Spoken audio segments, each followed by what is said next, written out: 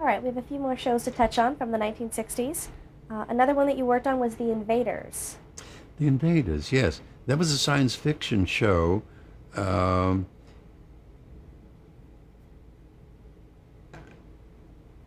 the it was a story of a people from another planet having invaded our world, but there was only one man who was aware of it, and he was thought to be mad by our people, and the other people knew that he knew that they were there.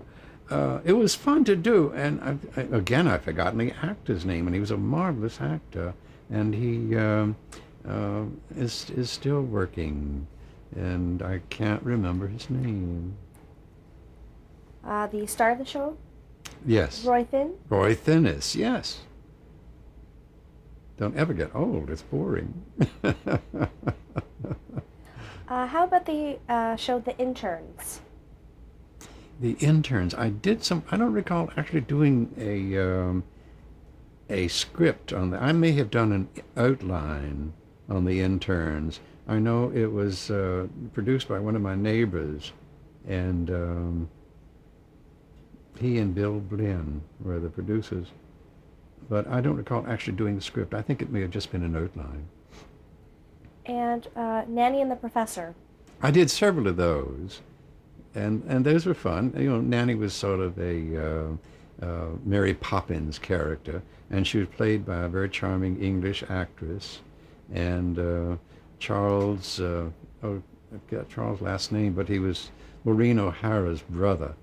And one day I said I was so tired, and Maureen had starred in a movie that I'd written. No, that was based on my books. And Charles said, "Oh, if you're tired, why don't you go over to Ireland and spend some time with Maureen in her castle?" Which sounded like a magical solution to being a little bit fatigued. But Nanny was fun to do, and I did a lot of those. Now, another program that you worked on in the late 1960s was the television movie Heidi. Yes, yes. How did you get that assignment? Heidi was produced by a company called Omnibus Production, and the producers were a man named Fred Braga and the actor Fred Franciscus.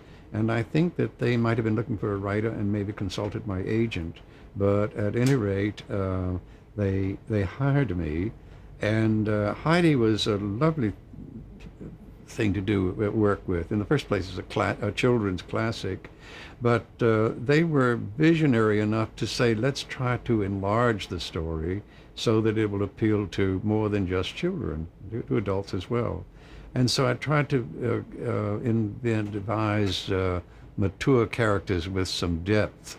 And the nurse who is in the book is called Fräulein Rottenmeier, and she's had a name character to go with that.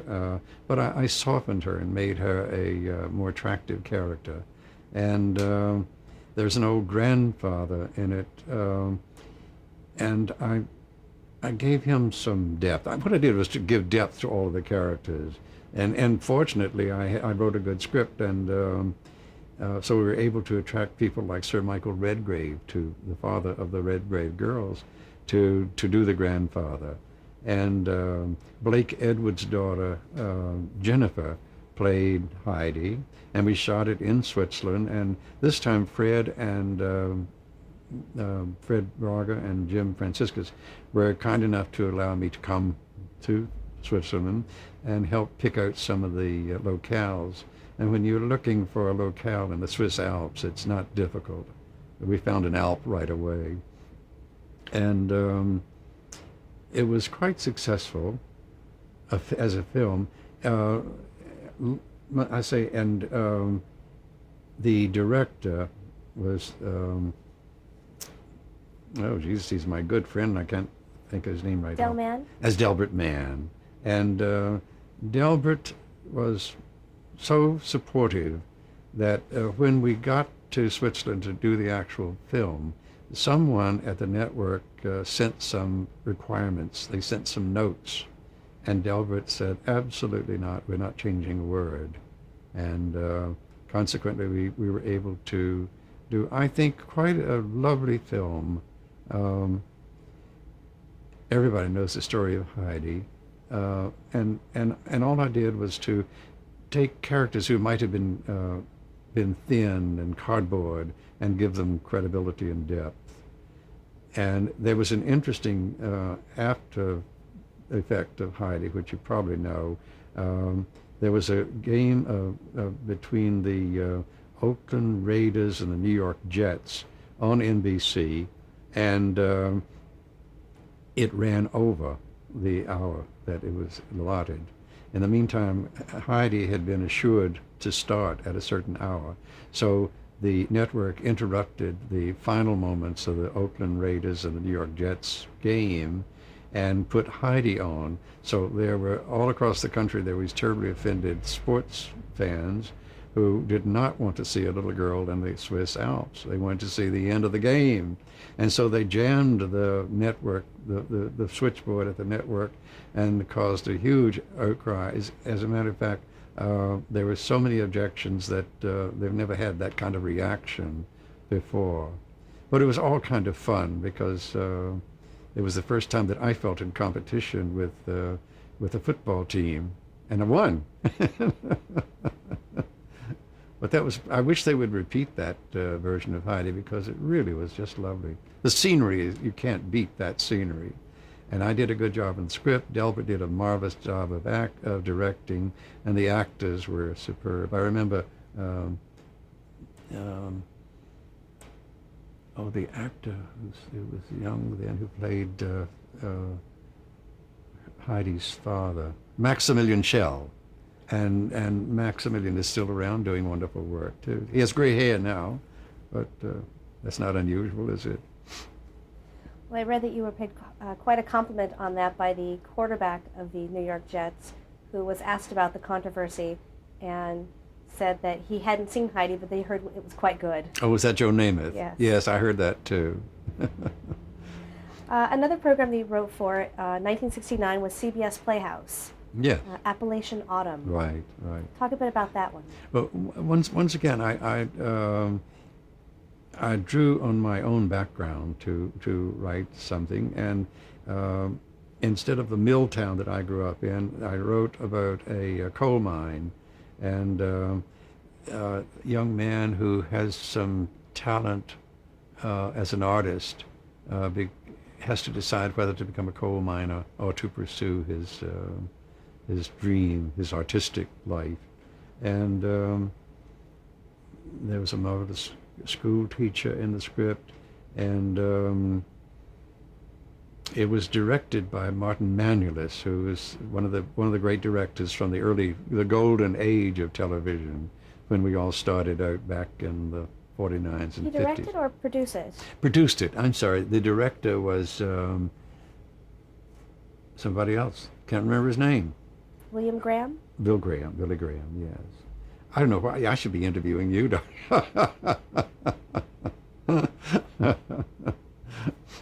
Were you happy with how that episode turned out? Yes. Oh, yes. It was very well done, and I went on to do another script for Martin Manulis. That Jessamine West has a marvelous book about a girl who, instead of being a cattle drover, is a pig, drives a herd of pigs across the country, and we wanted Maureen O'Sullivan's daughter, who was married to Frank Sinatra. Mia Farrow? We wanted Mia Farrow to do it, but she wouldn't do it, so we couldn't get an actress for the script. But it was a pleasure to work with Martin Manulis, and rare pleasure. One last credit from that era was the CBS special Aesop's Fables. Yes, I was working at Lorimar when I did those. And again, they were great fun to do because Bill Cosby played Aesop. They were a mixture of live action and animation. And I did all those ones, the rabbit and the hare and the turtle and the hare. And I think I did about 6 or 7 of them. They're great fun. Well, now it's time we move on to the credit you're probably most well known for, The Waltons. Are you going to leave out Charlotte's Web? Well, we're not going to hit that quite yet. Okay, but just so we get to Charlotte's Web, because it's one of my favorites. Not to Okay, worry. I'm Mr. Walden. We're going to move on. But first, I want to go back a little bit to Spencer's Mountain and the novel, Hmm. and have you talk a little bit about what that was about and how that then progressed. Right. Spencer's Mountain was based on a dream that my father had. It was always his dream to build a house for my mother. He described it in his mind. It was white. It had green shutters. It sat in a specific place. It looked out on a specific view. Um, it was something that he did because he loved my mother. Um, he did it with he wanted to do it with his own hands. There's a quote in Walden's Pond about that. It says, "It is as fitting for a man to build his own home as it is for a bird to build his own nest." Anyway, my father had that dream, and he told us about it all during the Depression. I think it was a kind of security for us to know that my father loved my mother, that he wanted to build a home. It was a good feeling, supportive. And I can remember when the notion came to me that this would make a book. I was in a little town south of Paris in World War II as a replacement. And when you are a replacement, uh, at least in this occasion, your pay doesn't catch up with you, your records don't catch up with you, so you can't get paid, and your mail is delayed. And finally, living in a pup tent on the grounds of a chateau south of Paris, all of my mail caught up with me, huge bag of mail. And in one letter, my mother said, "Your daddy," we call them daddy. I mean, I'd love to go back to Virginia because there they don't laugh at you if you call your mother mama and your father daddy. Anyway, my mother's letter said, "Your daddy is out of work, but he says he's going to start work on the house." And so there I was in the army, far from home, homesick and scared because I knew I was going to die. And that vision of my father's building the house came to me. And I had been writing in spare moments and taking notes, and mainly short stories. And I thought, there's a book there. And so that was the first inkling that I would write Spencer's Mountain. I came back from the war, and actually I did another book before that because I was working on these two books at the same time, and I finished one called 50 Roads to Town first. Anyway, when I finally finished Spencer's Mountain and it was published, it became a bestseller, and it was sold to Warner Brothers as a film, and it got wonderful reviews. One of the reviewers, I think Orville Prescott in the New York Times, said ordinarily I like to punch holes in this type of entertainment, but it would be like kicking a cocker spaniel to criticize this book poorly. But it had a nice endorsement by Harper Lee, who wrote the wonderful To Kill a Mockingbird.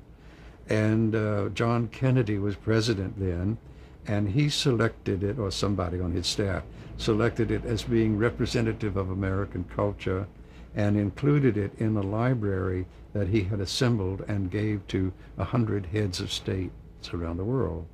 And I know after that my wife and I were in London, and I turned to her and I said, as we passed Buckingham Palace, "I wonder if she's read it yet." I wouldn't be surprised if she hadn't. She looks like a nice old queen. And so the book, we had moved here by the time the film was being made, and the condition that I sell the book to Warner Brothers was that the director named Delmar Daves, was to write the script. But I needed the money, so I couldn't bargain with them, so that I could get to write the script myself. So I did ask for some kind of script approval, and they sent me the script. And I was pretty appalled by some of the things that had happened to my book. No book writer is ever happy with what his film becomes, but there were passages. I think Mr. Days must have had a sort of leering kind of. He's dead now, so I can talk about him. But I think he leered. His idea of sex was to leer a bit and to make allusions that were totally uncalled for. Like at one point, the father says to the mother, and these were based on my own mother and father, upstanding Baptists. In the script, it said, reminds me of the time you and I used to sneak off into the bushes. If my mother had seen that line, she would have died, because I hope they sneaked off into the bushes, but I don't think that she would want it in a movie theater. Especially it was premiered at Radio City Music Hall. And there were other gross passages. One of them stayed in, where the young girl and the young boy sitting together on a swing, they're adolescents, and she says to him, she's a little bit too over the top, let's play dictionary. And he wants to be a writer, and he loves words, and he says, oh, that'd be fun. So she says, look up friction. And so he looked up friction and said, friction is the movement of two bodies against each other. And she said, let's friction. I would never have written something so gross. As a matter of fact, I had another writer. I did have a scene in the book where it was very innocent exploration of sex between two adolescents, and it's very innocent and it's very cleanly written with no leering. And a friend of mine said, when my little girl is old enough to understand the attraction between a man and a woman, I'm going to show her this, because it's a sweet introduction to that period of one's life. I think they did leave the friction aspect in. Anyway, it's still seen on the Late Show. And they had a good cast with Fonda and Maureen O'Hara and a comedian who's dead now named Wally Cox. He was lovely. And a very distinguished British actor played the grandfather. I've forgotten his name. They decided, again, as Hollywood will do, rather than going back to my country, the Blue Ridge, they shot it in the Grand Tetons, which were beautiful, but they're the most magnificent mountains in this country, and were totally wrong for the story, because in the story, one of the family owns a mountain, and when you own one peak in the Grand Tetons, you're a Rockefeller. Well, now in 1971, you wrote the television movie The Homecoming. Yeah. And now, what was this based upon, and what was it about? The Homecoming I also wrote as a book. It was a short little book, I think only about 125 pages, and it described a night when, Christmas Eve, when my father was working in a distant town, and he was late coming home, and my mother sent me to look for him. And it was 1935, I think. And the book, it described some of the adventures that I had that night and some that I invented. But it ended with my father coming home and bringing presents for everybody. Nothing happens in the book. The father doesn't come home until late, and they wait for him. But it's still, a great deal happened. There was a revelation in the book that the young man, me, wants to be a writer, and there's a lot of family interplay, a lot of family legends, a lot of Christmas kind of atmosphere. And again, I have been very lucky with directors. This was directed by Fielder Cook, who recently died. As Garraway said, everybody we know is dying. Anyway, Fielder was a Virginian, and he was also a marvelous director, and he understood the material. And I first met Fielder on the plane going to, again, to the Grand Tetons, because we could get snow. But instead of shooting the Grand Tetons themselves, we shot in the opposite direction, so we got sort of hilly country. But Fielder said, I love your script, and I want to change 3 words. So I thought, my God, this has never happened in my life. Usually you get so many network notes, it kills you. But the words were names, and he wanted to name a couple of the characters after 2 of his relatives. But he, of course, Fielder too, again, I had written a good script.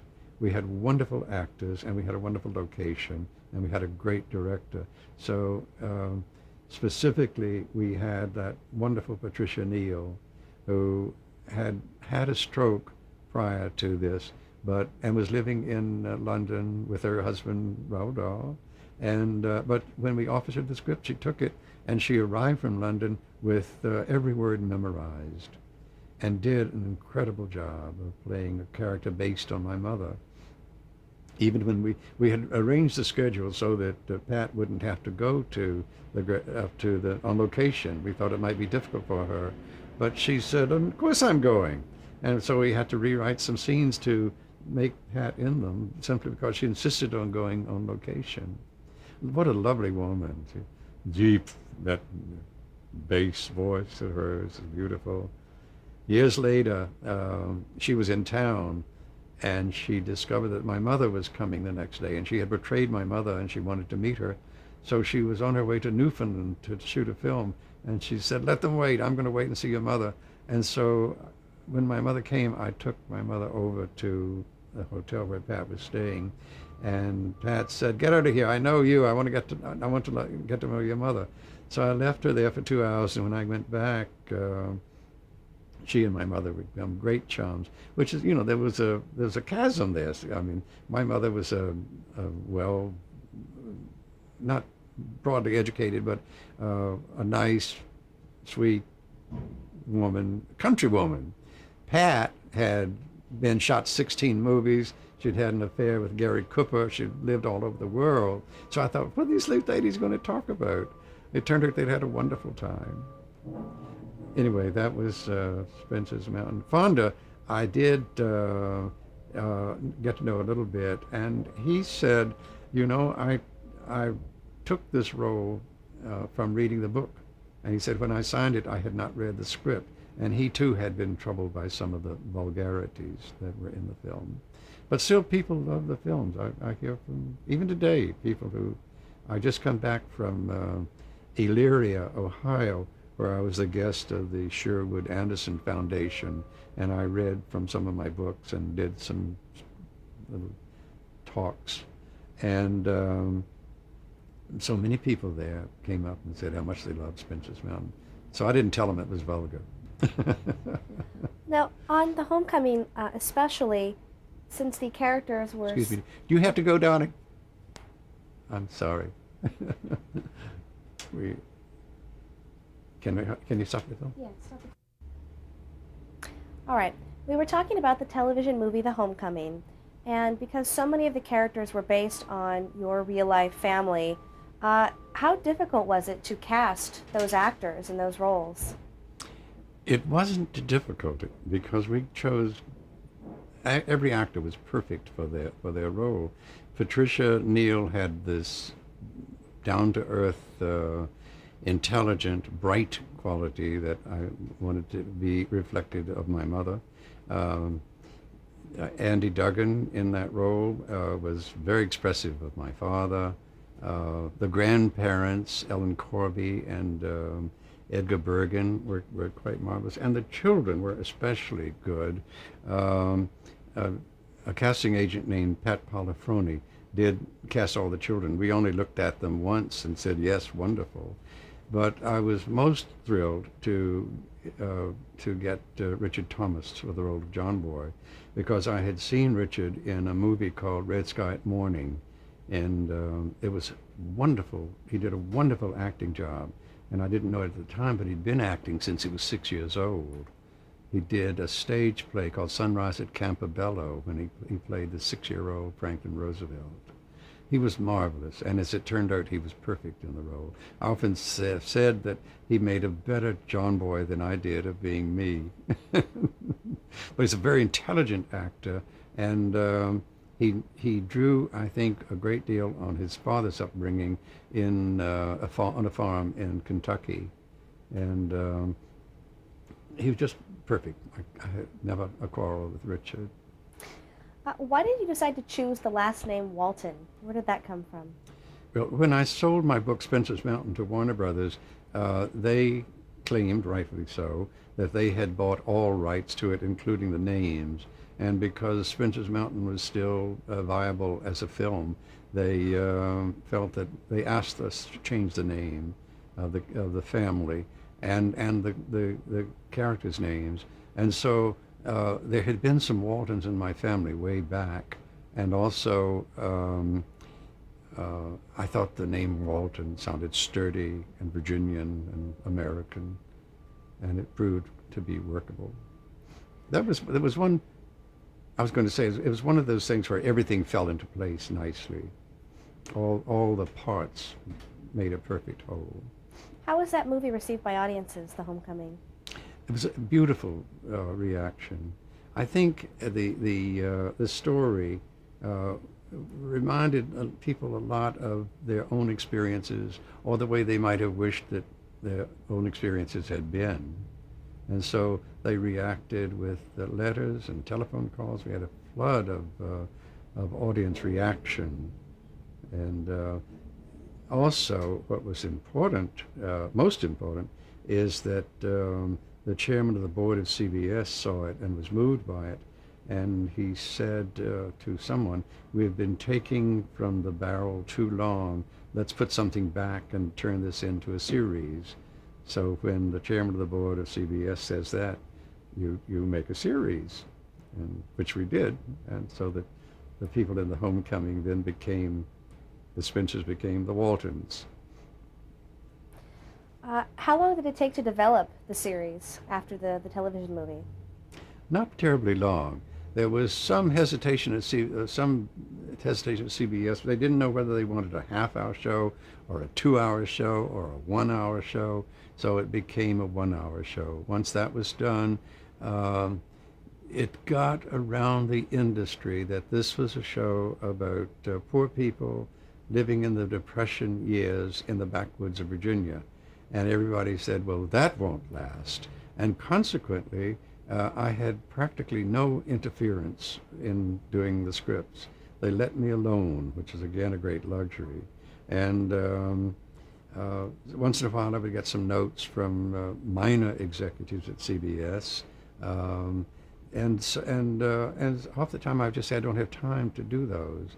And so these scripts, the sound sounds self-serving, as if I'm wonderful, and I do have some good qualities, but these scripts reflect the best that I could do, and they reflect me, not notes from a network person, and not some twisted thing that emerges when there are too many cooks who truly do spoil the broth. Those early scripts were either my direct work or the work of some extraordinarily gifted writers who did work on the series, and good directors, and of course marvelous actors. Well, how much did the series differ from the movie The Homecoming? Well, I had some control over it, had a great deal of control, and contributed ideas for the script, often based on actual events. And I think that the fact that we shot it on the backwoods of Warner's rather than in the glorious hills of Montana,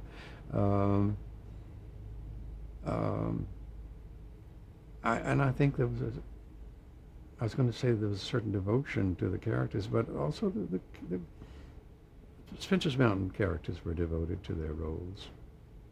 I'm not quite sure that I answered your question. That's all right. We'll stop right there. All right. Change tapes.